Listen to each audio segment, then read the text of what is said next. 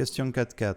Calculer par le théorème de la charge unitaire la translation horizontale delta B du point B en prêtant attention à l'orientation des sections de poteau.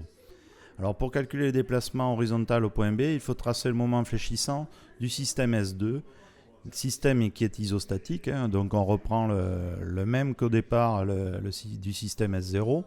Ceci nous permettra de résoudre l'équation du théorème de la charge unitaire en combinant les systèmes S et S2 à l'aide des intégrales de Moore.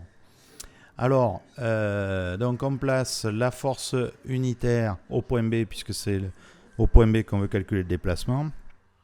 Elle est horizontale, puisque c'est un déplacement horizontal, et elle est vers la droite, puisqu'elle doit être positive. Alors, plutôt que de calculer toutes les actions extérieures et intérieures de ce système, comme il ressemble beaucoup au système S0 que l'on a déjà étudié, eh bien, on va le reprendre et voir ce qu'on peut en faire.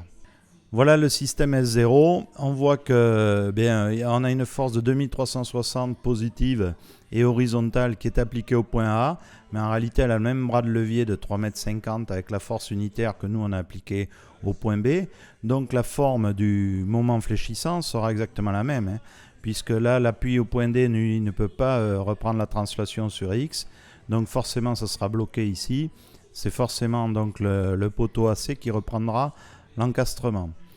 Si on regarde le moment fléchissant de ce système S0, voilà, on a donc deux triangles sur le poteau AC et la poutre AB, et avec des maximums de 8260. Donc pour notre système, eh bien, il suffit de reprendre la forme de ce moment fléchissant, sauf qu'il sera 2360 fois plus petit, puisque notre force ne vaut que...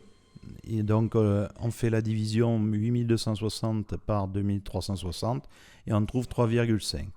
Le moment fléchissant du système S2 a donc cette forme-là de triangle sur les poteaux AC et la poutre AB.